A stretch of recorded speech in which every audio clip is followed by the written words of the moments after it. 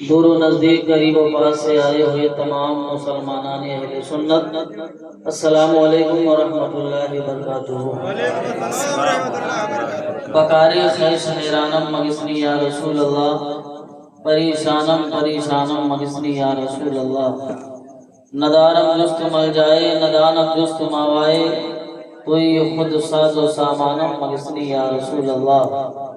شہاب کس نوازی کن طبیبہ چارہ سازی کن، مریض درد سیانم مگسنی یا رسول اللہ۔ اگر رانی وگر خانی غلام من تو سلطانی، دیگر چیزیں نمی دانم مگسنی یا رسول اللہ۔ رضایت سائلی بے پر توئی سلطان لا تنہر، شہا بہر عزیز خانم مگسنی یا رسول اللہ۔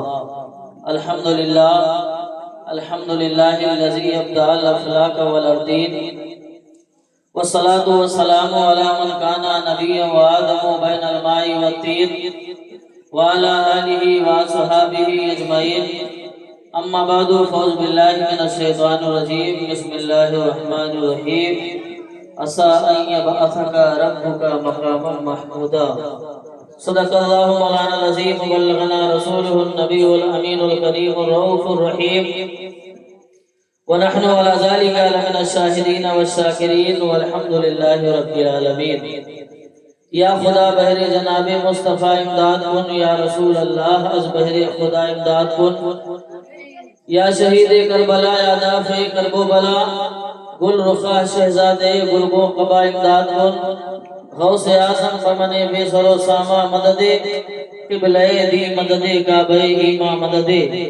مگدائم تو سلطان دو عالم ہستی، ہست داریم تمنا یا شاہ جیلا مدد۔ بغیر دابے بلا افتاد کشتی، مدد کن یا مغین الدین چشتی۔ قادری امنارے یا غوث اعظمی سنم، دمز شیخ احمد رضا خا قطب عالمی سنم۔ برادران اسلام، معزز سامعین کرام، ہم عمر دوستو، نوجوان ساتھیوں، قابل احترام بزرگوں، عزیز بچوں، اسلام کی حیادار باعزت ماں اور بہنوں، کچھ عرض و معروف سے پیشتر دل کی عطا گہرائیوں کے ساتھ عشق رسالت کے سمندر میں ڈوب کر بارگاہ سرکاری مدینہ، سرور قلب و سینہ، احمد مجتبیٰ محمد مصطفیٰ صلی اللہ علیہ وسلم کی بارگاہ مقدس میں درود پاک کا نذرانے محبت پیش کرے اور پڑھے بآواز بلند درود شریف۔ اللہم صلی علی سیدنا مولانا محمد معدن الجود والکرم، وآلہ وصحابہ وبارک وسلم۔ صلاۃ و سلام علیکہ یا رسول اللہ صلی اللہ تعالی علیہ وسلم۔ اعلیٰ حضرت فرماتے ہیں، پیش حق مزدہ شفاعت کا سناتے جائیں گے، پیش حق مزدہ شفاعت کا سناتے جائیں گے۔ آپ روتے جائیں گے، ہم کو ہنساتے جائیں گے۔ آپ میدان محشر کا نقشہ اپنی نگاہوں کے سامنے رکھیں اور شعر سماعت فرمائے۔ پیش حق مزدہ شفاعت کا سناتے جائیں گے، آپ روتے جائیں گے، ہم کو ہنساتے جائیں گے۔ اس عطے دی ہیں خدا نے دامن محبوب کو، جرم کھلتے جائیں گے اور وہ چھپاتے جائیں گے۔ اس عطے دی ہیں خدا نے دامن محبوب کو، جرم کھلتے جائیں گے اور وہ چھپاتے جائیں گے۔ لو آئے مسکراتے ہم اسیروں کی طرف، لو آئے مسکراتے ہم اسیروں کی طرف، خرمن اسیا پر بجلی گراتے جائیں گے اور حشر تک ڈالیں گے ہم پیدائش مولا کی دھوپ، حشر تک ڈالیں گے ہم پیدائش مولا کی دھوپ۔ مثل فارس نجد کے قلعے گراتے جائیں گے اور خاک ہو جائیں عدو جل کر مگر ہم تو رضا، دم میں جب تک دم ہے ذکر ان کا سناتے جائیں گے۔ خاک ہو جائیں عدو جل کر مگر ہم تو رضا، دم میں جب تک دم ہے ذکر ان کا سناتے جائیں گے۔ اور کسی شاعر نے کہا ہے کہ خدا کہیں بھی اسے سرخرو نہیں کرتا، میرے رسول کی جو گفتگو نہیں کرتا۔ خدا کہیں بھی اسے سرخرو نہیں کرتا، میرے رسول کی جو گفتگو نہیں کرتا۔ زیارت اس کو مدینے کی ہو نہیں سکتی، مدینہ جانے کی جو آرزو نہیں کرتا۔ زیارت اس کو مدینے کی ہو نہیں سکتی، مدینہ جانے کی جو آرزو نہیں کرتا۔ اور اللہ کے رسول کو جو مانتا نہیں، وہ شخص بے وقوف ہے، وہ جانتا نہیں۔ اللہ کے رسول کو جو مانتا نہیں وہ شخص بے وقوف ہے، وہ جانتا نہیں۔ تم اس کا حال دیکھنا میدان حشر میں، آقا کہیں گے میں اسے پہچانتا نہیں۔ تم اس کا حال دیکھنا میدان حشر میں، آقا کہیں گے میں اسے پہچانتا نہیں۔ صلو علی الحبیب، پڑھیے درود شریف۔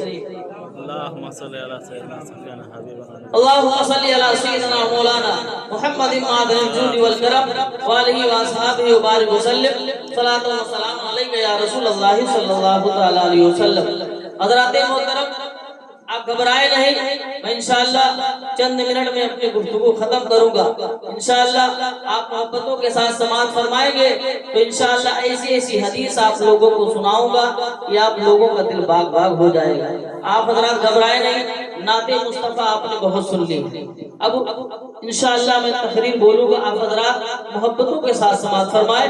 حضور کی محفل میں بیٹھے ہیں اور حضور کی محفل میں جیسے بیٹھنا ثواب ہے ویسے حضور کی محفل کا ادب کرنا بھی ثواب ہے۔ ابھی جو ہے بلبل باغ مدینہ جناب شعیب رضا صاحب نے کہا کہ آپ لوگ محفل پاک میں آیا کرو تو سر پہ ٹوپی لگا لیا کرو۔ مسلمانوں، یہ عام محفل میں نہیں آئے ہو بلکہ مصطفیٰ کی محفل میں آئے ہو۔ اگر یہاں آنا آپ کا قبول ہو گیا تو میرا ایمان و عقیدہ یہ کہتا ہے کہ اگر حضور نظر کرم فرما دیں گے تو ہم یہاں بھی کامیاب ہو جائیں گے اور میدان محشر میں بھی کامیاب ہو جائیں گے۔ سبحان اللہ۔ تو آپ حضرات محبتوں کے ساتھ سماعت فرمائیں، ایک مرتبہ محبت سے درود پاک پڑھ لیجئے۔ صلی اللہ علیہ وسلم، صلاۃ و سلام علیک یا رسول اللہ صلی اللہ تعالی علیہ وسلم۔ حضرات گرامی، رب کائنات قرآن عظیم میں اپنے محبوب کی شان و شوکت کا اظہار فرماتا ہے۔ ارشاد ربانی ہے، عسیٰ ان یبعثک ربک مقاما محمودا، یعنی ان قریب پروردگار عالم آپ کو مقام محمود پر فائز فرمائے گا۔ حضرات یہ مقام محمود کیا ہے؟ آئیے اسے سمجھیں۔ امام فخر الدین رازی رحمت اللہ علیہ تفسیر کبیر جلد نمبر 5 صفحہ نمبر 431 پر مقام محمود کا معنی بیان فرماتے ہیں، انہ الشفاعہ، یعنی نبی اکرم صلی اللہ علیہ وسلم کی شفاعت۔ تمام مفسرین کرام کا اس بات پر اتفاق اور اجماع ہے کہ مقام محمود رحمت عالم صلی اللہ علیہ وسلم کی شفاعت ہی ہے، اور خود سرکار مدینہ صلی اللہ علیہ وسلم مقام محمود کے تعلق سے فرماتے ہیں، وہ المقام الذی اشفع فیہ امتی، مقام محمود وہ مقام ہے جس جگہ میں اپنی امت کی شفاعت کروں گا۔ پروردگار عالم نے قرآن مقدس میں ارشاد فرمایا، عسیٰ ان یبعثک ربک مقاما محمودا، یعنی قریب ہے کہ تمہیں تمہارا رب ایسی جگہ کھڑا کرے گا جہاں سب تمہاری تعریف کریں گے۔ مفسرین کرام یہ بھی فرماتے ہیں کہ مقام محمود یہ ایسا مقام ہے جس جگہ کسی دوسرے کو کھڑے ہونے کی اجازت نہ ہوگی۔ اسی لیے تو اعلیٰ حضرت امام محمد رضا خان فاضل بریلوی رحمت اللہ علیہ فرماتے ہیں، شفاعت کرے حشر میں جو رضا کی، شفاعت کرے حشر میں جو رضا کی، سوا تیرے یہ کس کو قدرت ملی ہے، سوا تیرے یہ کس کو قدرت ملی ہے۔ حضرات کتاب الشفا میں ہے کہ حضرت حذیفہ رضی اللہ عنہ سے روایت ہے کہ کل بروز قیامت اللہ تعالیٰ تمام مسلمانوں کو ایک ہموار میدان میں جمع کرے گا جہاں پکارنے والے کی آواز کو سب سنیں گے اور سب نظر آتے ہوں گے۔ لوگ اس طرح ننگے ہوں گے جس طرح پیدا ہوئے تھے اور سب خاموش ہوں گے، اذن الہی کے بغیر کسی کو بولنے کی جرأت نہ ہوگی۔ اس کے بعد نبی کریم صلی اللہ علیہ وسلم کو ایک ایسا مقام عطا فرمائے گا۔ حضرات محترم، اللہ کے رسول صلی اللہ علیہ وسلم ہم سب گنہگاروں کی شفاعت فرمائیں گے۔ حضرات محترم، بخاری شریف جلد ثانی باب قولہ عسیٰ ان یبعثک ربک مقاما محمودا، حدیث نمبر 1 پارہ نمبر 19 صفحہ نمبر 686 ان آدم بن علی قال سمیعت ابن عمر یقول ان الناس یسیرون یوم القیامہ یصنف الامت تتبع نبیها یقولون یا فلان اشفع یا فلان اشفع حتی تنتهي الشفاعة الى النبی صلی اللہ علیہ وسلم وذلك یوم یبعثه اللہ المقام المحمود. یعنی حضرت آدم بن علی کا بیان ہے کہ میں نے حضرت ابن عمر رضی اللہ عنہما کو فرماتے ہوئے سنا کہ بروز قیامت لوگ گروہ بنا کر اپنے اپنے نبی کی بارگاہوں میں حاضر ہوں گے اور عرض کریں گے حضور ہماری شفاعت فرمائیے. یہاں تک کی شفاعت کی بات نبی اکرم صلی اللہ علیہ وسلم تک آ پہنچے گی. پھر اس روز شفاعت کے لیے اللہ تعالی آپ کو مقام محمود پر کھڑا کرے گا. بزرگوں اور دوستوں حضرت ابو ہریرہ رضی اللہ تعالی عنہ سے روایت ہے کہ جب سرور کائنات صلی اللہ تعالی علیہ وسلم سے اس آیت مذکورہ یعنی مقام محمود کے بارے میں پوچھا گیا تو آپ نے فرمایا کہ وہ مقام شفاعت ہے. مقام محمود کے بارے میں حضرت کعب بن مالک رضی اللہ عنہ سے بھی روایت ہے کہ رسول کریم صلی اللہ علیہ وسلم نے فرمایا کہ قیامت کے دن جب سب لوگ اکٹھے کیے جائیں گے تو میں اپنی امت کے ساتھ ایک ٹیلے پر رہوں گا اور اللہ تبارک و تعالی مجھے سبز رنگ کا حلہ پہنائے گا. پھر مجھے شفاعت کی اجازت مل جائے گی. تو اس وقت جن لفظوں میں اللہ تعالی چاہے گا میں بارگاہ خداوندی میں گزارش پیش کروں گا تو بس وہی مقام محمود ہوگا. بزرگوں اور دوستوں حضرت عبداللہ ابن عباس رضی اللہ تعالی عنہما فرماتے ہیں کہ جب دوزخی دوزخ میں اور جنتی جنت میں چلے جائیں گے اور جنتی لوگوں کی سب سے پچھلی اور دوزخی لوگوں کی سب سے آخری جماعت باہر رہ جائے گی تو دوزخ میں جانے والے جنت میں جانے والوں سے پوچھیں گے کہ تمہارے ایمان نے تمہیں کیا فائدہ پہنچایا. یہ سن کر وہ اپنے رب کو پکاریں گے اور خوب گریہوزاری کریں گے, آہیں مار کر روئیں گے. ان کی حد درجہ گریہوزاری سن کر جنتی لوگ حضرت آدم علیہ السلام و دیگر انبیاء علیہ السلام کی بارگاہوں میں اپنی شفاعت کے لیے عرض گزار ہوں گے. لیکن ہر نبی کی جانب سے عذر کیا جائے گا. آخرکار وہ نبی آخر الزمان صلی اللہ علیہ وسلم کی بارگاہ میں حاضر ہوں گے تو جس مقام پر کھڑے ہو کر آپ ان کی شفاعت فرمائیں گے وہی مقام محمود ہے. اسی لیے تو بریلی کے امام فرماتے ہیں اس عطے دی ہے خدا نے دامن محبوب کو, اس عطے دی ہے خدا نے دامن محبوب کو. جرم کھلتے جائیں گے اور آقا چھپاتے جائیں گے, کھلتے جائیں گے اور آقا چھپاتے جائیں گے. حضرات محترم مسلم شریف جلد اول باب دعائیں نبی صلی اللہ علیہ وسلم حدیث نمبر 1 صفحہ نمبر 113 سطر نمبر 17-18 عن النبی صلی اللہ علیہ وسلم انه رفع يديه وقال اللهم امتي امتي وبقى فقال الله عز وجل يا جبريل اذهب الى محمد وربك عالم فاساله ما يبغيك واتاه جبريل عليه السلام فاساله فاخبره رسول الله صلى الله عليه وسلم بما قال وهو عالم فقال الله تعالى عز وجل يا جبريل اذهب الى محمد فقل انا سنرضيك في امتك ولا نسوءك. مسلمانوں اب حدیث پاک کا ترجمہ سماعت فرمائیے, انشاءاللہ دل باغ باغ ہو جائے گا.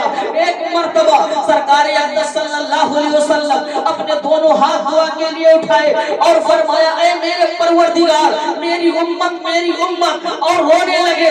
تو اللہ تبارک و تعالی نے فرمایا اے جبریل محمد صلی اللہ علیہ وسلم کے پاس جاؤ اور تیرا رب خوب جانتا ہے لیکن ان سے پوچھو آپ کیوں رو رہے ہیں. دائرے سدرہ حضرت جبریل علیہ السلام سرکار مدینہ صلی اللہ علیہ وسلم کے پاس آئے اور عرض کیا آپ کیوں رو رہے ہیں. آپ نے اپنا حال بیان فرمایا. حضرت جبریل علیہ السلام نے بارگاہ الہی میں عرض کیا تو رب تبارک و تعالی نے فرمایا اے جبریل محمد صلی اللہ علیہ وسلم کے پاس جاؤ اور کہو تیری امت کے بارے میں ہم تجھ کو راضی کر دیں گے اور مایوس نہیں کریں گے. اسی کی ترجمانی سرکار اعلی حضرت فرماتے ہیں اللہ کا جہنم ابھی نہ سرد ہوگا رو رو کے مصطفیٰ نے دریا بہا. نعرہ تکبیر, نعرہ رسالت, سرکار کی آمد, دلدار کی آمد, نعرہ تکبیر, نعرہ رسالت. سبحان اللہ. میرے ملت کے نوجوانوں بزرگوں اور دوستوں آؤ سرکار سرکار دو عالم صلی اللہ علیہ وسلم کے کمال شفقت کو سمجھو، کمال محبت کو دیکھو کہ آقا کے دل میں اپنی گناہگار امت کا درد کتنا ہے، خطاکار امت کی فکر کتنی ہے، سیاہکار امت کا غم کیسا ہے، بدکار امت کی یادیں کیسی ہے، کہ پوری زندگی اپنی امت عاصی کے غم میں روتے رہے، پوری زندگی امت عاصی کی فکر میں آنسو بہاتے رہے، پوری زندگی اپنی گناہگار امت کو یاد کر کے بارگاہ خداوندی میں عرض کرتے رہے، رب حبلی امتی، رب حبلی امتی، اے خدا میری امت کو میرے حوالے کر دے، میری امت کو بچا۔ ایک ماں کو جس قدر اپنی اولاد سے محبت ہوتی ہے، اس سے کہیں زیادہ رسول اللہ کو اپنی امت سے محبت ہے۔ چنانچہ آپ نے بعد ولادت اپنے گنہگار امتیوں کو یاد کیا، بعد وصال قبر انور میں اپنے خطاکار عاشقوں کو یاد فرمایا۔ صرف اتنا ہی نہیں بلکہ بروز قیامت سب کو اپنی اپنی فکر ہوگی، مگر محبوب دو جہاں کو ساری امت کی فکر ہوگی۔ اسی لیے تو اس کو محبت کے امام فرماتے ہیں۔ جب ماں ایک لوتے کو بھولے آ کہہ کر بلاتے یہ ہے، عزیز بچے کو ماں جس طرح تلاش کرے، خدا گواہ یہی حال آپ کا ہوگا۔ حضرات گرامی، رسول کریم صلی اللہ علیہ وسلم فرماتے ہیں کہ بروز قیامت میں سجدہ ریز ہو جاؤں گا تو اللہ تعالیٰ فرمائے گا اے محمد سر اٹھاؤ اور کہو تمہاری سنی جائے گی، شفاعت کرو قبول کی جائے گی، مانگو تمہیں دیا جائے گا۔ رسول کریم صلی اللہ علیہ وسلم فرماتے ہیں کہ میں عرض کروں گا یا رب امتی یا رب امتی، فرمایا جائے گا جس کے دل میں ایک گندم یا جو کے دانے کے برابر بھی ایمان ہو اسے دوزخ سے نکال لو، پھر میں جا کر ایسے تمام لوگوں کو دوزخ سے نکال لوں گا جن کے دل میں گندم یا جو کے دانے کے برابر بھی ایمان ہوگا۔ اسی لیے تو میرا امام فرماتا ہے اب آئی شفاعت کی ساعت، اب آئی ذرا چین لے میرے گھبرانے والے، میں مجرم ہوں آقا مجھے ساتھ لے لو، کہ رستے میں ہیں جا بجا تھانے والے، کہ رستے میں ہیں جا بجا تھانے والے۔ حضرات مصطفیٰ جان رحمت صلی اللہ علیہ وسلم امت کی شفاعت کے لیے زارو قطار رو رہے ہیں، امت کی نجات کے لیے پریشان حال ہے، امت کی بخشش کے لیے فکر مند ہے، امت کے گناہوں کی تلافی کے لیے بے قرار ہے، امت کو دوزخ سے آزاد کرانے کے لیے بارگاہ ذوالجلال میں سجدہ ریز ہے، امت کو آگ کے دہکتے شعلوں سے بچانے کے لیے بے چین ہے، اور پروردگار عالم کا رحم و کرم دیکھو فرما رہا ہے اے محبوب ہم آپ کو آپ کی امت کے بارے میں راضی کر دیں گے، اور کلام ربانی بھی مزدحج فضا سنا رہا ہے وَلَا سَوْفَ يُؤْتِيكَ رَبُّكَ فَتَرْضَىٰ، ان قریب آپ کا رب آپ کو اتنا دے گا کہ آپ راضی ہو جائیں گے۔ اور آقا نامدار صلی اللہ علیہ وسلم فرماتے ہیں کہ میں اس وقت تک راضی نہ ہوگا جب تک میرا ایک ایک امتی بخشا نہ جائے گا۔ حکم ہوگا اے حبیب اس بات کا تعلق تمہارے ساتھ نہیں ہے، لیکن مجھے اپنی عزت و کبریائی اور عظمت و جبروت کی قسم کہ ایسے شخص کو آگ سے نکال لوں گا جس نے ایک بار بھی صدق دل سے کلمہ طیبہ لا الہ الا اللہ محمد رسول اللہ کہا ہو۔ اسی لیے تو اعلیٰ حضرت فرماتے ہیں اب تو آئی ہے شفاعت افو پر پڑھتے پڑھتے عام ہو ہی جائے گا، اب تو آئی ہے شفاعت افو پر پڑھتے پڑھتے عام ہو ہی جائے گا، اور جنت میں وہ رسول ہمارا نہ جائے گا جب تک ہر ایک امتی بخشا نہ جائے گا، جنت میں وہ رسول ہمارا نہ جائے گا جب تک ہر ایک امتی بخشا نہ جائے گا۔ حضرات محترم ترمذی شریف جلد ثانی بابو ما جاء فی شان الصراط صفحہ نمبر 69 سطر نمبر 9 10 11 ان انس بن مالک ان ابیہ قال صلی النبی صلی اللہ علیہ وسلم ان یشفع لی یوم القیامہ قال انا فاعل قلت یا رسول اللہ فأین اطلبک قال اطلبنی اول ما تطلبنی علی الصراط قلت فإن لم ألقك على الصراط قال فاطلبني عند الميزان قلت فإن لم ألقك عند الميزان قال فاطلبني عند الحوض فإني لأخطي هذه الثلاث الفواتح۔ مسلمانوں اب حدیث پاک کا ترجمہ سماعت فرمائیے۔ حضرت انس بن مالک رضی اللہ تعالی عنہ سے روایت ہے، فرماتے ہیں کہ میں نے نبی کریم صلی اللہ علیہ وسلم سے قیامت کے دن شفاعت کے بارے میں سوال کیا تو آپ نے فرمایا قیامت کے دن میں شفاعت کروں گا۔ میں نے عرض کیا یا رسول اللہ میں آپ کو کہاں تلاش کروں؟ آپ نے فرمایا فرمایا سب سے پہلے مجھے پل صراط پر ڈھونڈنا. میں نے عرض کیا یا رسول اللہ اگر میں پل صراط پر نہ پاؤں تو آپ نے فرمایا پھر مجھے میزان کے پاس تلاش کرنا. میں نے عرض کیا اگر میں میزان کے پاس بھی نہ پاؤں تو حضور صلی اللہ علیہ وسلم نے فرمایا پھر مجھے حوض کوثر کے پاس ڈھونڈنا کیونکہ میں ان 3 مقامات میں سے کسی ایک مقام پہ ضرور رہوں گا. اسی لیے تو بریلی کے امام فرماتے ہیں رضا کل سے اب وجد کرتے گزریے, رضا کل سے اب وجد کرتے گزریے. یہ ہے رب سلم صدائے محمد, یہ ہے رب سلم صدائے محمد. بزرگوں اور دوستوں پل صراط کی بات آ گئی ہے تو اس پر بھی کچھ روشنی ڈال دو تاکہ پل صراط کا مفہوم واضح ہو جائے. پل صراط وہ پل ہے جس کو جہنم کے پشت پر نصب کیا جائے گا جو بال سے زیادہ باریک اور تلوار سے زیادہ تیز ہوگا, جس کی لمبائی 15,000 سال کی مسافت کے برابر ہوگی اور ہر شخص کو اس سے گزرنا ہوگا. سب سے پہلے اس راستے سے نبی کریم صلی اللہ علیہ وسلم کا گزر ہوگا, بعد تمام انبیاء و مرسلین گزریں گے, پھر آپ کی امت گزرے گی, پھر دوسری امتیں. بعض تو اتنی تیزی سے گزریں گے جیسے بجلی کی چمک, بعض تیز ہوا کے مانند جیسے پرندہ اڑتا ہے, اور بعض جیسے گھوڑا دوڑتا ہے, بعض جیسے آدمی دوڑتا ہے, بعض ڈگمگاتے ہوئے. اور جس کے دل میں ایمان کی بو نہ ہوگی, ایمان کی دولت نہ ہوگی, وہ سیدھا جہنم میں چلا جائے گا. مسلمانوں شفیع محشر صلی اللہ علیہ وسلم کی محبت میں قربان جاؤ, قربان جاؤ, قربان جاؤ. کہ آقا صلی اللہ تعالی علیہ وسلم اپنے گنہگار امت کے بارے میں اللہ رب العزت کی بارگاہ میں فریاد کر رہے ہوں گے اے اللہ ان گنہگاروں کو بخشش, ان گنہگاروں کی بخشش فرما دے, ان گنہگاروں کی بخشش فرما دے. کبھی میزان کے پاس تشریف فرما ہوں گے جہاں نیکیاں اور برائیاں تولی جا رہی ہوں گی اور آپ فرما رہے ہوں گے رب سلم رب سلم, الہی ان سیاکاروں کو بچا لے. تو کبھی حوض کوثر کے پاس تشریف فرما ہوں گے اور پیاسے کو سیراب فرما رہے ہوں گے. اسی لیے تو سرکار اعلی حضرت فرماتے ہیں پل سے اتارو راہ گزر کو خبر نہ ہو, جبریل پر بچھائے تو پر کو خبر نہ ہو, کاٹا میرے جگر سے غم روزگار کا یوں کھینچ لیجئے کہ جگر کو خبر نہ ہو, یوں کھینچ لیجئے کہ جگر کو خبر نہ ہو. حضرات آج کچھ لوگ شفاعت رسول کا انکار کرتے ہیں اور آپ کی شفاعت کی ضرورت محسوس نہیں کرتے. ان نادانوں سے کہوں گا اے نادانو تم کس ظلم باطل میں مبتلا ہو اور تم کس روز و نماز پہ نازا ہو, تم کس تقوی و طہارت پر فخر کر رہے ہو, تم کیا اور تمہارے تقوی و طہارت کی حقیقت ہی کیا.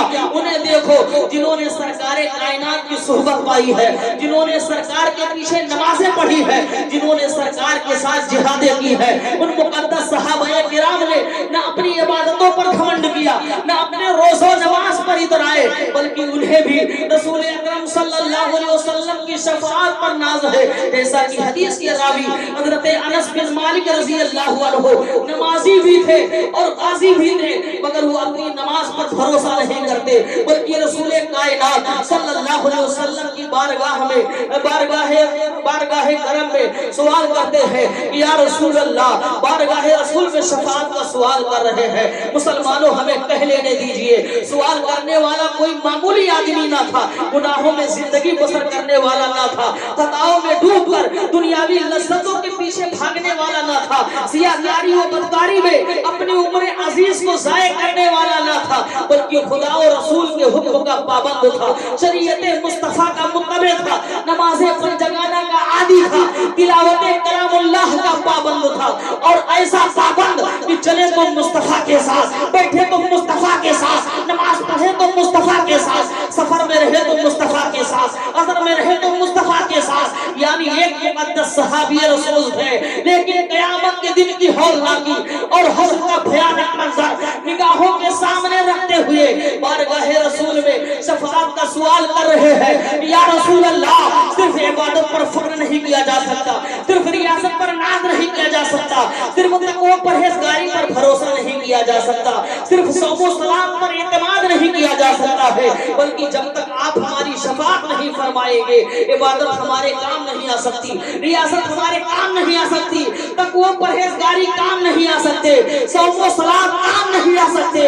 گویا کہ صحابہ کرام کا عقیدہ یہ تھا کہ نہ طاعت پر نہ تقوی پر نہ زہد و اتقا پر ہے، نہ طاعت پر نہ تقوی پر نہ زہد و اتقا پر ہے، ہمارا ناز جو کچھ ہے محمد مصطفیٰ پر ہے، ہمارا ناز جو کچھ ہے محمد مصطفیٰ پر ہے۔ حضرات محترم، آئیے شفاعت کے تعلق سے مسلم شریف کی ایک پیاری حدیث سماعت فرمائیے، جس کو سن کر آپ حضرات مچل جائیں گے۔ مسلم شریف جلد اول، باب دعائے نبی اور باب اثبات الشفاعہ، حدیث نمبر 18، صفحہ نمبر 9، صفحہ نمبر 3، 4، 5۔ قال محمد صلی اللہ علیہ وسلم، قال محمد صلی اللہ علیہ وسلم، اذا كان يوم القيامة ماج الناس بعضهم الى بعض فيأتون آدم علیہ السلام فيقولون له اشفع لذريتك فيقول لست لها ولكن عليكم بإبراهيم فإنه خليل الله تعالى، فيأتون إبراهيم عليه السلام فيقول لست لها ولكن عليكم بموسى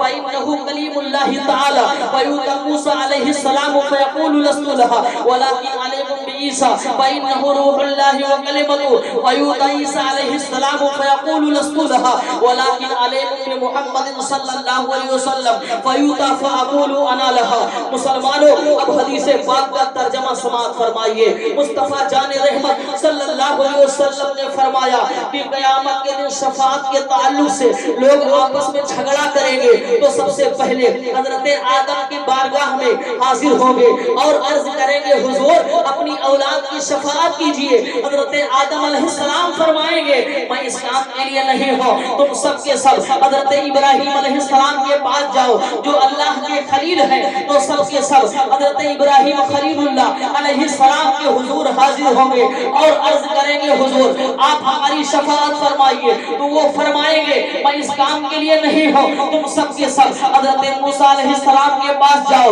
جو اللہ کے کلیم ہے، تو سب کے سب حضرت موسیٰ کلیم اللہ علیہ السلام کی بارگاہ میں حاضر ہوں گے اور عرض کریں گے حضور آپ ہماری شفاعت فرمائیے۔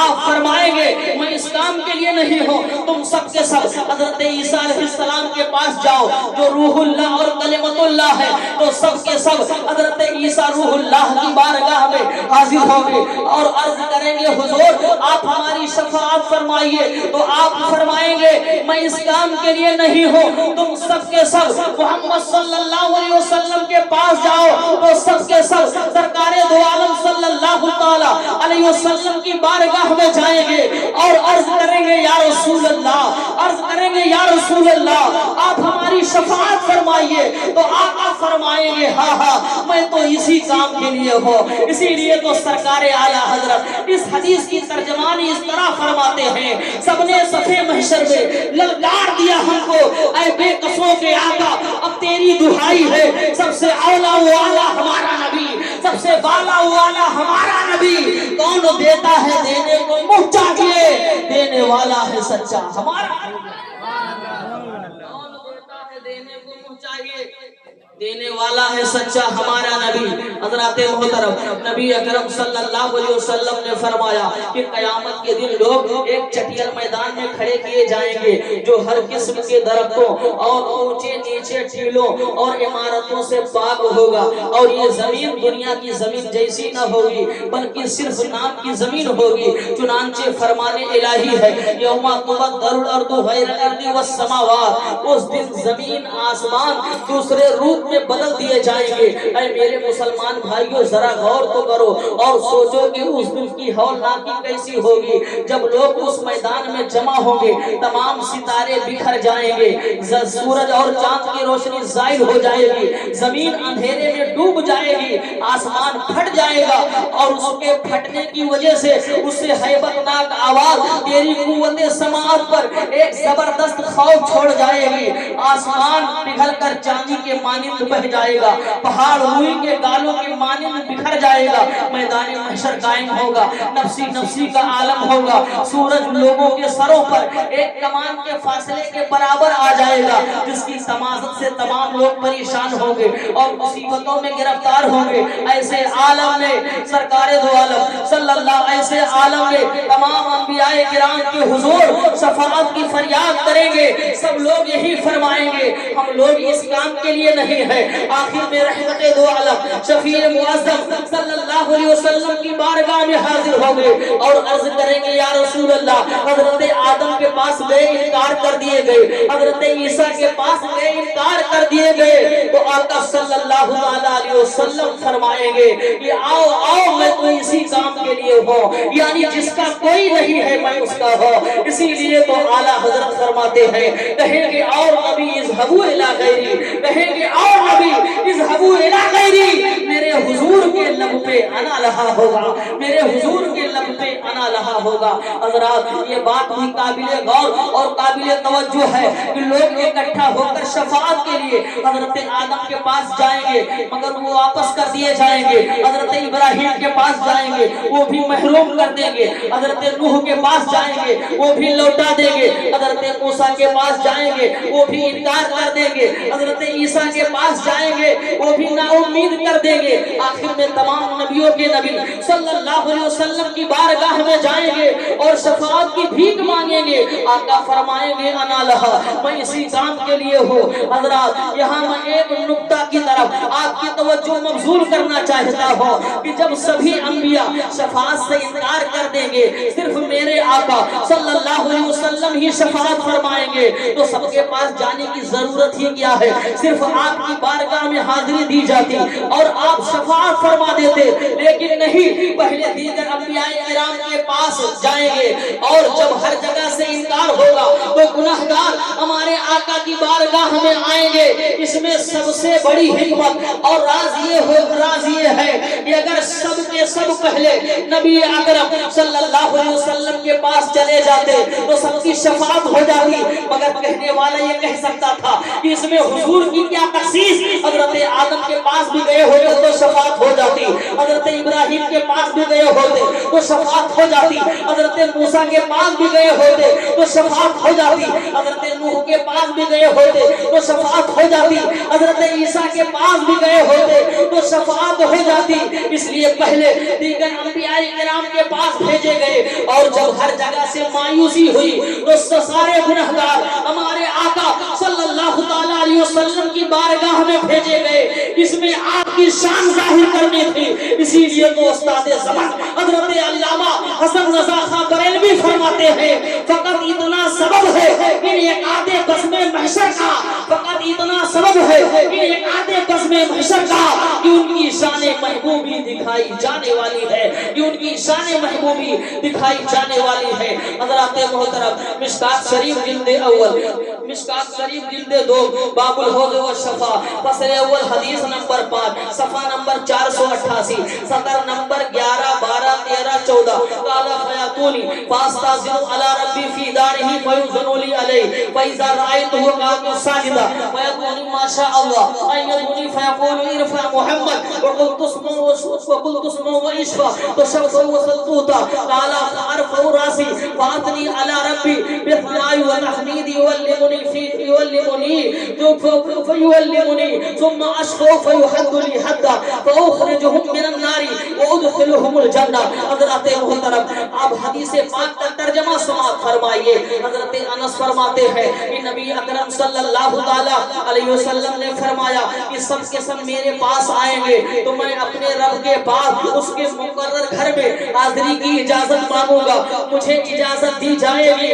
جب میں رب کو دیکھوں گا تو سجدہ میں گر جاؤں گا، جتنا اللہ چاہے گا مجھے چھوڑے رکھے گا، پھر فرمائے گا اے محمد سر اٹھاؤ، کہو تمہاری سنی جائے گی، شفاعت کرو قبول کی جائے گی، مانگو تم کو دیا جائے گا۔ تو میں اپنا سر اٹھاؤں گا اور اللہ کی وہ حمد و ثنا بیان کروں گا جو مجھے سکھائے گا، پھر میں شفاعت کروں گا، میرے لیے ایک حد مقرر کی جائے گی، پھر میں وہاں سے چلوں گا اور انہیں آگ سے نکالوں گا اور جنت میں داخل کر دوں گا۔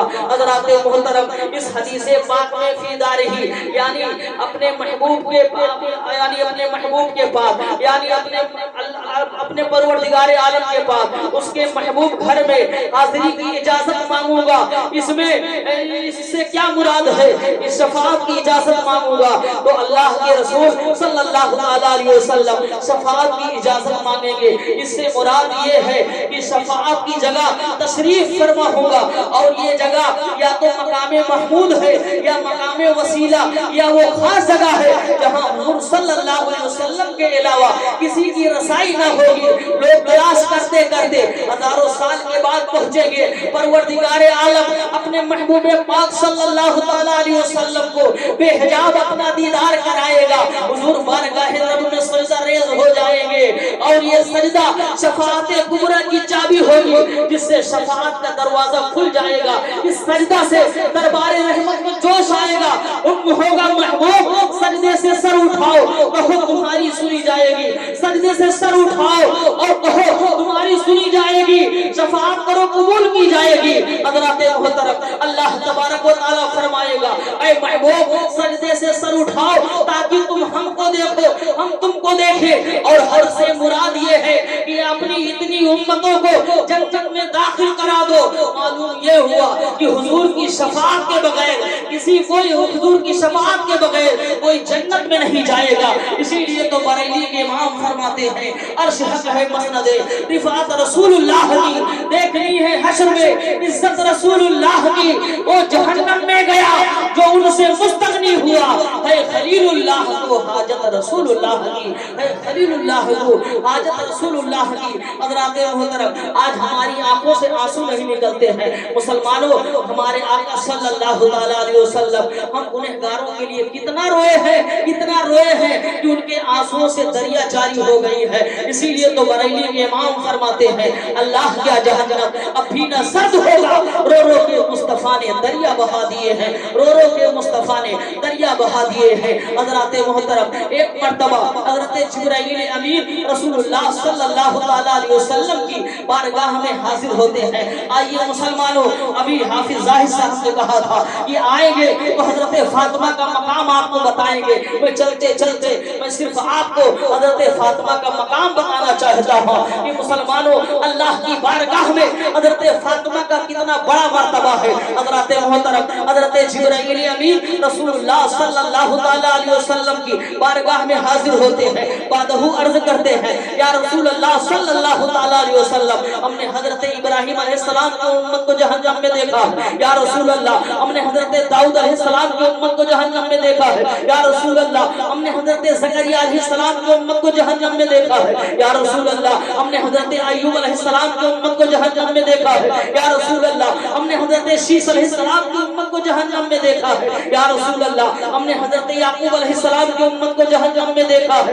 اتنا فرمانا تھا کہ حضرت جبرائیل کی زبان خاموش ہو جاتی ہے۔ پیارے آقا نے ارشاد فرمایا کہ جبرائیل خاموش کیوں ہو، اس سے آگے کیوں نہیں بتاتے؟ قسم خدا کی مسلمانوں، حضرت جبرائیل جانتے تھے کہ اگر میں حضور صلی اللہ علیہ وسلم کی امت کو جہنم میں جانے کا تذکرہ کروں گا تو نبی کی آنکھیں آنسوؤں سے اشکبار ہو جائیں گی، نبی کا قلب صادق بے چین ہو جائے گا، نبی بے قرار ہو جائیں گے، نبی کی قراری بے قراری میں بدل جائے گی، نبی کا چین بے چینی میں بدل جائے گا۔ پیارے آقا صلی اللہ علیہ وسلم نے ارشاد فرمایا اے جبرائیل خاموش کیوں ہو، یہ تو بتاؤ کہ تم نے میری امت کو جہنم میں دیکھا ہے یا نہیں؟ میرے نبی کے اسرار پر مجبوراً عرض کرتے ہیں یا رسول اللہ صلی اللہ علیہ وسلم آپ کی امت کو بھی میں نے جہنم میں دیکھا ہے۔ مسلمانوں، حضرت جبرائیل امین کی زبان سے اتنا سننا تھا کہ رسول اللہ صلی اللہ علیہ وسلم کی آنکھوں سے آنسوؤں کا سیلاب جاری ہو گیا، حضور صلی اللہ علیہ وسلم بے قرار ہو گئے، نبی کا چین بے چینی میں بدل گیا اور حضور کا چین بے چینی میں بدل گیا، اور مدینہ کی گلی کوچوں کو سونا کر دیا۔ صحابہ کرام رضوان اللہ تعالی علیہم اجمعین کو جب خبر ہوئی تو صحابہ نے اللہ کے رسول صلی اللہ علیہ وسلم کو تلاش کرنا شروع کر دیا، کہیں نہیں مل پائے، گھر گھر چھان ڈالے، کہیں نہیں مل پائے، اور عاشقان رسول صحابہ کرام رضوان اللہ تعالی علیہم اجمعین آپ کی فرقت اور جدائی میں گری کی اوساری کر رہے ہیں اور طرف اداسی چھائی تھی اور شہر مدینہ میں ایک سناٹا چھا گیا ہے. اسی عالم حزن و ملال میں ایک صحابی رسول جو روزانہ مسجد نبوی میں اپنے آقا کے پیچھے نماز پڑھا کرتے تھے اور اس لیے نماز پڑھنے جاتے تھے کہ ایک طرف خدا کی عبادت ہوگی اور دوسری طرف چہرے انور کی زیارت بھی نصیب ہوگی. ایک طرف نماز ادا ہوگی تو دوسری جانب چہرے والدہا کی زیارت ہوگی. ایسے عالم میں صحابی محبوب پاک صلی اللہ تعالی علیہ وسلم کو سارے مدینے کی گلی کوچوں میں تلاش کر چکے مگر کہیں نہیں مل پائے. روتے ہوئے جنگل کی طرف چل پڑے. دیکھا کہ جنگل میں ایک چرواہا بکریاں چرا رہا تھا. صحابی رسول نے اس چرواہے سے پوچھا یہ چرواہے یہ تو بتا کہ کیا تو نے میرے محبوب خدا کو دیکھا ہے مازاغ البصر اور نورانی چہرے والے کو دیکھا ہے؟ تو چرواہے نے جواب دیا کہ میں نہیں جانتا کہ محمد کون ہے, مازاغ البصر کون ہے. صحابی رسول بے قراری کے عالم میں آگے بڑھے تو پھر جب چرواہے نے اس عاشق صادق کے حال زار کو دیکھا تو کہنے لگا کہ میں تیرے محبوب کو تو نہیں جانتا, ہاں مجھے اتنا ضرور علم ہے کہ اس سامنے والے تنگو تاری غار میں کوئی ایسا پھوٹ پھوٹ کر رو رہا ہے کہ اس کی درد بھری آواز کو سن کر میری بکریاں چونا اور چرنا بند کر دی ہیں. صحابی رسول رو پڑے اور کہا کہ ایسے غم اور درد بھری آواز میں رونے والا ہوگا تو میرے رسول ہی ہو سکتے ہیں. قسم خدا کی مسلمانوں جو اس چرواہے کی زبان سے بات کو سننا تھا کہ صحابہ کرام روتے ہوئے دوڑ پڑے تو میرے رسول سے ملاقات ہو جاتی ہے اور کیا دیکھتے ہیں کہ رسول اکرم اپنے سر مبارک کو سجدے میں رکھے ہوئے ہیں. قسم خدا کی مسلمانوں آپ نے سجدے بھی بہت سے دیکھے ہوں گے لیکن رسول کا سجدہ بہت ہی نرالا اور انوکھا تھا. حضرات قیامت تو آ سکتی ہے مگر نبی کے اس سجدے کا جواب دنیا پیش نہیں کر سکتی. مسلمانوں تاریخ اٹھا کر دیکھو کس نے بھی سجدہ کیا تو سجدے میں سبحان ربی الاعلیٰ پڑھا. تاریخ شاہد ہے کہ حضرت صدیق اکبر نے سجدہ کیا تو انہوں نے بھی یہی پڑھا. حضرت فاروق اعظم نے سجدہ کیا تو انہوں نے بھی یہی پڑھا. حضرت عثمان غنی نے سجدہ کیا تو انہوں نے بھی یہی پڑھا. حضرت مولا علی نے سجدہ کیا تو انہوں نے بھی یہی پڑھا. امام حسن نے سجدہ کیا تو سجدے میں سبحان ربی الاعلیٰ پڑھا. امام حسین نے سجدہ کیا تو انہوں نے بھی یہی پڑھا. غوث اعظم نے سجدہ کیا تو انہوں نے بھی یہی پڑھا. خواجہ غریب نواز نے سجدہ کیا تو انہوں نے بھی یہی پڑھا. اعلیٰ حضرت نے سجدہ کیا تو سجدے میں سبحان ربی الاعلیٰ پڑھا. حضرات محترم صدیق اکبر کا سجدہ سبحان ربی الاعلیٰ, فاروق اعظم کا سجدہ سبحان ربی الاعلیٰ, عثمان غنی کا سجدہ سبحان ربی الاعلیٰ, مولا علی کا سجدہ سبحان ربی الاعلیٰ, صحابہ کا سجدہ سبحان ربی الاعلیٰ, امام حسن کا سجدہ سبحان ربی الاعلیٰ, امام حسین کا سجدہ سبحان ربی الاعلیٰ, غوث اعظم کا سجدہ سبحان ربی الاعلیٰ, خواجہ غریب نواز کا سجدہ سبحان ربی الاعلیٰ, صابر پاک کا سجدہ سبحان ربی الاعلیٰ, وارث پاک کا سجدہ سبحان ربی الاعلیٰ, مخدوم اشرف کا سجدہ سبحان ربی الاعلیٰ, اعلیٰ حضرت کا سجدہ سبحان ربی الاعلیٰ. قسم خدا کی مسلمانوں نبی سے لے کر آج تک کی تاریخ اٹھا کر دیکھو جب بھی کسی نے سجدہ کیا ہے تو سجدے میں سبحان ربی الاعلیٰ پڑھا ہے. لیکن اے سنی مسلمانوں سنو میرے نبی کا سجدہ بہت ہی نرالا اور انوکھا تھا. ارے زمانہ نے سجدہ کیا تو اپنے رب کو یاد کیا اور میرے مصطفیٰ نے سجدہ کیا تو ہم گنہگاروں کو یاد کیا. زمانہ نے سجدہ کیا تو اپنے رب کو یاد کیا اور میرے مصطفیٰ نے سجدہ کیا تو ہم گناہگاروں کو یاد فرما کر بارگاہ خداوندی میں عرض کیا رب حبلی امتی یعنی اے خدا میری امت کو میرے حوالے کر دے.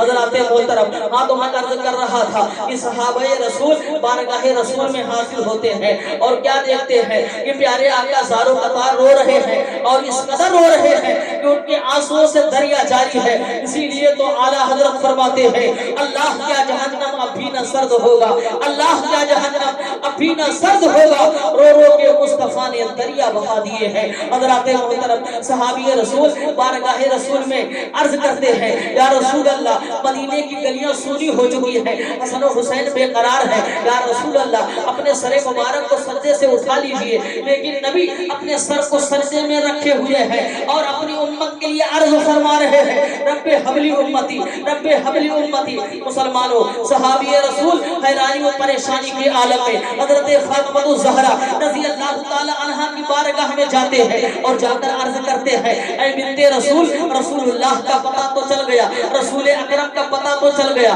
رسول اعظم کا پتہ تو چل گیا، احمد مختار کا پتہ تو چل گیا، طٰہٰ و یاسین کا پتہ تو چل گیا، لیکن عرض کرتے تھک گئے، نبی اپنے سر کو سجدے سے نہیں اٹھا رہے ہیں، لہذا آپ چلے۔ حضرت فاطمہ الزہرا رضی اللہ تعالی عنہا حضور صلی اللہ تعالی علیہ وسلم کی بارگاہ مقدس میں حاضر ہوتی ہے اور عرض کرتی ہیں یا رسول اللہ اپنے سر مبارک کو سجدے سے اٹھائے، اے جان عالم سر کو سجدے سے اٹھا لیجئے۔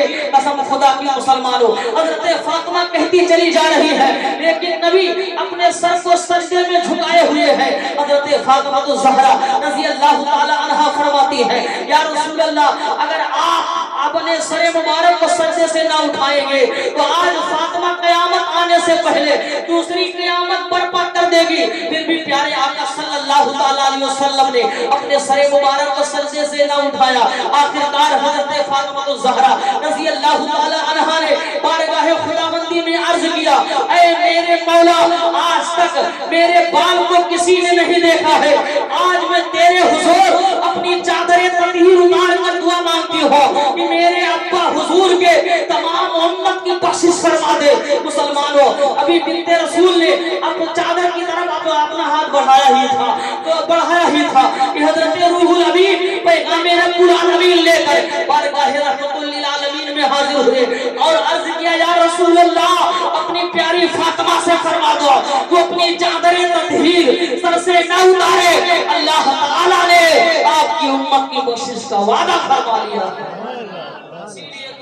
کے امام فرماتے ہیں خالق کل نے آپ کو مالک کل بنا دیا، دونوں جہاں ہیں آپ کے قبضہ و اختیار میں۔ مسلمانوں آج ہم حضور کے جلسہ میں بیٹھے ہوئے ہیں، ہمیں یہاں سے سبق لینا چاہیے۔ حضور کی محفل میں بیٹھو تو ادب سے بیٹھو، یہ ادب کی جا ہے۔ مسلمانوں ہمیں ہر جگہ کا احترام کرنا چاہیے، ہمیں مسجد کا احترام کرنا چاہیے اور مسجد کے آداب کو بھی ہمیں اپنے ذہن میں رکھنا چاہیے۔ مسلمانوں اللہ نے ہمیں دنیا میں کس لیے بھیجا ہے ہم اس پر غور نہیں کرتے ہیں۔ مسلمانوں آج ہمیں یہ توفیق نہیں ہوتی ہے کہ ہم صبح فجر کی نماز پڑھ کے ہم قرآن کھول کر کم سے کم سورہ یاسین کی تلاوت ہی کر لے۔ مسلمانوں آج ہمیں توفیق نہیں ہوتی ہے۔ اللہ نے ہمیں دنیا میں کس لیے بھیجا ہے؟ صرف کھانے کے لیے بھیجا ہے، اچھے اچھے کپڑے پہننے کے لیے بھیجا ہے۔ تو مسلمانوں مجھے اللہ تبارک و تعالیٰ نے کس لیے بھیجا ہے؟ آئیے قرآن سے پوچھتے ہیں اے قرآن تو بتا کہ اللہ نے ہمیں دنیا میں کس لیے بھیجا ہے؟ تو حضرات محترم اللہ تبارک و تعالی قرآن مجید میں ارشاد فرماتا ہے وما خلقت الجن والانس الا ليعبدون، میں نے انسانوں اور جناتوں کو اپنی عبادت کے لیے پیدا فرمایا ہے۔ یعنی دنیا میں جتنے انسان ہیں سب عبادت کے لیے پیدا کیے گئے، انبیاء عبادت کے لیے، اولیاء عبادت کے لیے، تابعین عبادت کے لیے، تبع تابعین عبادت کے لیے، ذاکرین عبادت کے لیے، شاکرین عبادت کے لیے، صلحاء عبادت کے لیے، فقہاء عبادت کے لیے، رحماء عبادت کے لیے، قرباء عبادت کے لیے، اوتاد عبادت کے لیے، ابدال عبادت کے لیے۔ یہ ہے خدا کا فرمان کہ عبادت کرے جن و انسان۔ اللہ تبارک و تعالیٰ کا فرمانے والی شان ہے کہ میں نے انسانوں کو اپنی عبادت کے لیے پیدا فرمایا، مگر آج انسان عبادت سے دور ہو چکا ہے، انسان عبادت سے وہ دور نظر آتا ہے، انسان عبادت کے قریب جانا نہیں چاہتا۔ تو میں نے عالم تصورات میں سوال کیا کہ اللہ تو قیامت کو کیوں نہیں بھیج دیتا؟ اس لیے کہ انسان عبادت سے دور ہو چکا ہے، انسان عبادت سے کوسوں دور نظر آتا ہے، انسان عبادت کے قریب جانا نہیں چاہتا۔ اور اے قیامت تو آج ہی کیوں نہیں آ جاتی؟ آج ہی آ جا اور زمین کے تختے کو پلٹ دے، سارے انسانوں کو نیست و نابود کر دے۔ تو قیامت نے کہا یہ نظر سارے انسانوں کے گناہوں کو دیکھ کر جب میرا ارادہ بنتا ہے کہ چلو اور لوگوں پر مسلط ہو جاؤ تو کوئی मखदूम सिन्ना बनकर कछौछा में नजर आता है, कोई हाजी वारिस अली बनकर देवा में नजर आता है, कोई टकेरी शाह बनकर मुजफ्फरपुर में नजर आता है, कोई शाहमीना शाह बनकर लखनऊ की धरती पर नजर आता है, कोई गौसे आजम बनकर बगदाद शरीफ में चमक रहा है। क़यामत ने कहा कि हमको न जाने कब आ जाते मगर राह रोके हैं दीवाने मोहम्मद। मुसलमानों, आज अगर हम कहीं इत्तेफाक से अगर देवा शरीफ चले गए या अजमेर शरीफ चले गए तो कुछ हरामखोर लोग कहते हैं कि वलियों के दरबार पर ना जाया करो, वहां जाने से कुछ नहीं मिलता है। लेकिन मुसलमानों, सुन्नियों का अकीदा है कि ऐसे ऐसे अल्लाह के बरगुज़ीदा बंदे हैं कि जब ये देने पर आ जाते हैं तो उनसे भी दिला देते हैं जो देने का इनकार करते हैं। हज़रात मोहतरम, एक फकीर हुजूर दाता गंज बख्श रहमतुल्लाह अलैह के मज़ार मुक़द्दस के सामने कह रहा था, दाता 10 रुपये दे दो, दाता 10 रुपये दे दो। एक बदअकीदा शख्स का उधर से गुजर हुआ, उसने कहा फकीर क्या कर रहा है? उसने कहा अपने दाता से 10 रुपये मांग रहा हूँ। उसने कहा अपने दाता से 10 रुपये मांग रहा हूँ। उसने कहा ये शिर्क है, खुदा से मांग, वो दाता है, इस कब्र से तुम्हें कुछ नहीं मिलेगा। फकीर ने कहा तेरे लिए शिर्क होगा, मेरे लिए नहीं। उस शख्स ने कहा ये कुछ नहीं दे सकते, तेरी झोली खाली ही रहेगी, 10 रुपये मुझसे ले लो। फकीर ने 10 रुपये लेकर जेब में डाल लिए और मज़ार मुक़द्दस की तरफ मुतवज्जे होकर अर्ज किया, ये दाता आज मुझे यकीन हो गया कि आप वाकई दाता है। जब आप देने पर आ जाते हैं तो इन कमीनों से भी दिलाया करते हैं। ऐ दाता, मुझे यकीन हो गया कि आप वाकई दाता हैं। जब आप देने पर आ जाते हैं तो इन कमीनों से भी दिलाया करते हैं। मुसलमानों, वहाबियों से दूर रहो, नजदियों से दूर रहो। अभी आप लोगों को खबर नहीं है कि हमारे गांव में क्या हो रहा है, हमारे गांव के लोगों के दिमाग में क्या चल रहा है। मुसलमानों, आने वाले वक्त में आपको पता चल जाएगा कि हमारे गांव में भी कितने लोग गुस्ताखे नबी पैदा हो चुके हैं। लेकिन मुसलमानों अभी अंदर अंदर है। और लेकिन मुसलमानों, अगर हम नहीं जागे तो इंशाअल्लाह इनकी तादाद बढ़ जाएगी। मुसलमानों, ये सुन्नियों का मरकज है, ये कोटी जो है ये सुन्नियों का इलाका है, सुन्नियों का गांव है। मुसलमानों, यहाँ वहाबियों की कोई जरूरत नहीं है, अहले हदीस की कोई जरूरत नहीं है।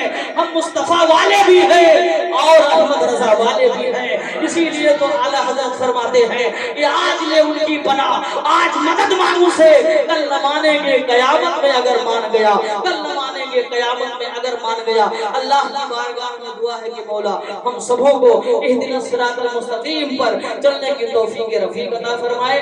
और आज की इस मुबारक महफिल के सदके में हम सबों को मक्कतुल मुकर्रमा और मदीनतुल मुनव्वरा की हाज़िरी नसीब फरमाए। व मा अलैना इल्लल बलाग।